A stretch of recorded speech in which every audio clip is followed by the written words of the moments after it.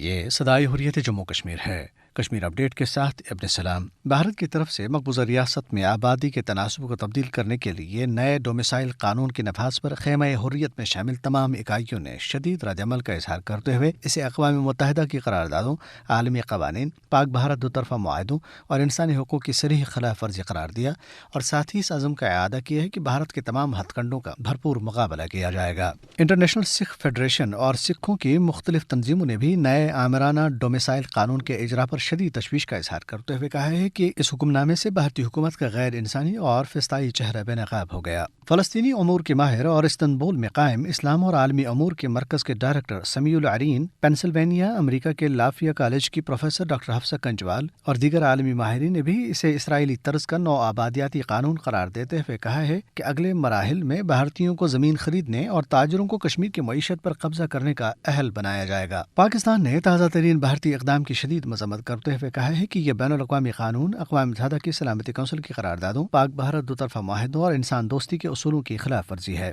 پاکستانی دفتر خارجہ کی ترجمان عائشہ فاروقی نے کہا ہے کہ مقبوضہ جموں کشمیر میں لوگوں کی بنیادی حقوق سے محرومی اور مواصلات کی مسلسل بندش پر ہمیں سخت تشویش ہے اور حکومت ہند سے مطالبہ کرتے ہیں کہ وہ مقبوضہ علاقے میں مواصلاتی بلیک آؤٹ کو ختم کرے اور میڈیکل ٹیموں اور سامان کو کشمیری عوام تک پہنچنے کی اجازت دے۔ اپڈیٹ ختم ہوا۔ اس وقت جبکہ پوری دنیا انسانیت کی بقا کی جنگ لڑ رہی ہے اور تمام اقوام کی توجہ کورونا وبا کے سرباب پر مرکوز ہے، ہندوتوا کے پجاریوں نے مقبوضہ کشمیر میں ڈومیسائل کا نیا قانون متعارف کرا کے کشمیریوں کو بچے کچے حقوق سے بھی محروم کر دیا۔ اس حوالے سے سنتے ہیں Jammu Kashmir democratic political movement کے نمائندے اور حریت کانفرنس آزاد کشمیر شاخ کے رہنما ایڈوکیٹ پرویز احمد شاہ کی گفتگو۔ اقوام متحدہ کے سیکرٹری جنرل اور پاپائے روم نے تمام ممالک سے اپیل کی ہے کہ وہ اپنے حل طلب مسائل اور تنازعات کو باہمی طور حل کریں تاکہ اقوام کی توجہ اور وسائل کورونا وائرس کی وبا کو ختم کرنے میں بروئے کار لائے جا سکیں۔ مگر نہایت افسوس کی بات ہے کہ بھارت نے کورونا جیسی مہلک بیماری کا ناجائز فائدہ اٹھاتے ہوئے مقبوضہ جموں کشمیر میں نیا ڈومیسائل قانون لاگو کیا ہے جو غیر ریاستی باشندوں کو کشمیر میں زمین خریدنے کی راہ ہموار کرنے کے علاوہ وہاں کے عوام کو ملازمتوں، ثقافت اور شناخت سے محروم کرنے میں کردار ادا کرے گا۔ بھارت کا یہ اقدام بدنیتی پہ مبنی ہے کیونکہ بھارت جانتا ہے اس وقت پوری دنیا بشمول مقبوضہ جموں و کشمیر سخت لاک ڈاؤن میں ہے اور اس لاک ڈاؤن کی آڑ میں کشمیر کی ڈیموگرافی تبدیل کرنا چاہتا ہے جو اقوام متحدہ کی قراردادوں اور بین الاقوامی قوانین کی سخت خلاف ورزی ہے۔ بھارتی حکمرانوں کا نوآبادیاتی طرز عمل اور انسانیت کش پالیسیاں اقوام عالم کے لیے چشم کشاں ہیں۔ حالات کا تقاضا ہے کہ دنیا سرکش بھارت کو لگام دینے کے لیے فوری اور ٹھوس اقدامات کرے۔